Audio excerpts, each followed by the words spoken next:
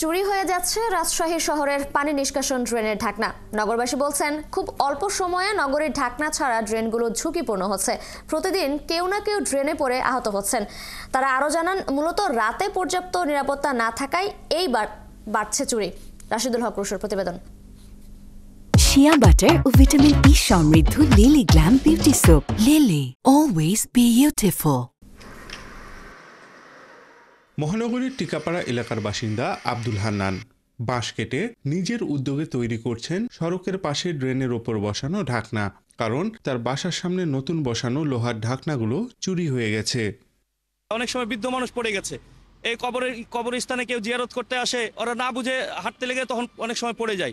তো এগুলো দেখে আমরা মনে করলাম যে নিজ উদ্যোগে এটা করা দরকার। এটি শুধু এই এলাকারই দৃশ্য নয়, মহানগরীর প্রায় বেশিরভাগ এলাকায় এখন এই চিত্র। বিশেষ করে রাজশাহী বিশ্ববিদ্যালয়ের সীমানা প্রাচীর ঘেঁষা বিনোদপুর থেকে ধান গবেষণা কেন্দ্র, বিলশিমলা বন্ধ গেট থেকে সিটিহাট পর্যন্ত, এছাড়াও নগরীর বিভিন্ন সড়কে ড্রেন ও ফুটপাতের ঢাকনাগুলো চুরি হয়ে গেছে। ভুক্তভোগীরা বলছেন ওয়ার্ড কাউন্সিলররা আগে এসব দেখভাল করতেন, এখন দেখার কেউ নেই। রাতে পুলিশ টহলও থাকে না, যে কারণে প্রতিটি রাত চলে যায় চোরদের দখলে। ড্রেনের ঢাকনা না থাকায় প্রতিদিনই ড্রেনে পড়ে আহত হচ্ছেন পথচারী।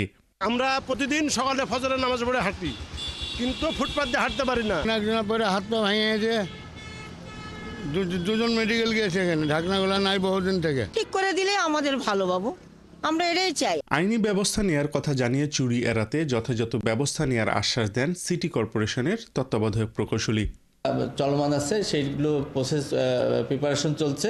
এটা খুব অচিরে মাস দুয়েকের মধ্যে আমরা পুরাটাই তালামেরি রোড ইউনিভার্সিটি এলাকাটা আগে ধরবো, তারপরে সিটি হাটের সাইডটা ধরবো। রাজশাহী সিটি কর্পোরেশনের তথ্য অনুযায়ী এরই মধ্যে লোহার 600-র বেশি ঢাকনা চুরি হয়েছে। রাশিদুল হক রুশো, ৭১, রাজশাহী।